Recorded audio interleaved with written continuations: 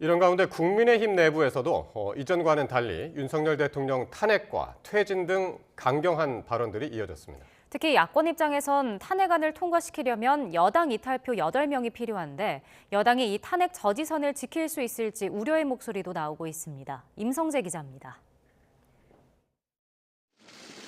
민주당 등 야당 주도로 속도를 내는 대통령 탄핵 추진에 국민의힘 내부에서도 이상 기류가 감지되고 있습니다. 여당 소속 국회의원의 입에 그동안 금기시돼온 대통령 탄핵이란 말이 오르내린 겁니다.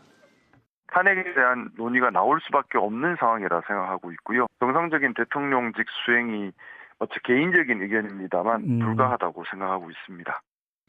당의 미래를 지키려면 역설적으로 윤 대통령의 퇴진이 불가피하다는 논리인데 자연스레 관심은 여당이 탄핵 저지선을 사수할 수 있느냐로 쏠리고 있습니다.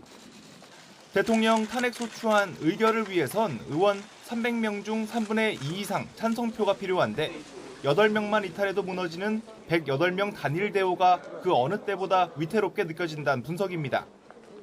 일단 친윤계와 당 중진을 중심으론 당을 쪼개는 분열, 즉 탄핵만큼은 안 된다는 목소리가 공개적으로 터져나옵니다.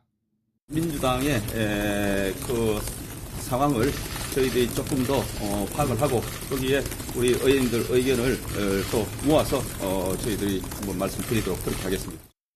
대통령 탄핵은 곧 정권을 잃는 거란 위기의식으로 읽히는데 친한동훈계에서도 신중론을 넘어 탄핵 불가 주장에 힘을 싣는 목소리가 나옵니다.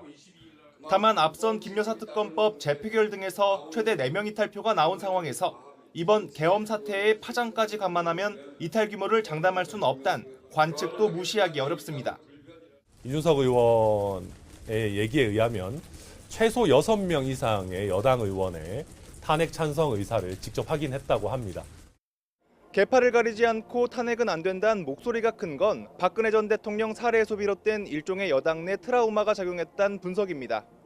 하지만 점차 수위를 높이는 야권의 탄핵 공세와 함께 이번 주 여론 추이에 따라 단일 대우 기조를 유지하기 쉽지 않을 수도 있다는 전망도 나옵니다. YTN 임성재입니다.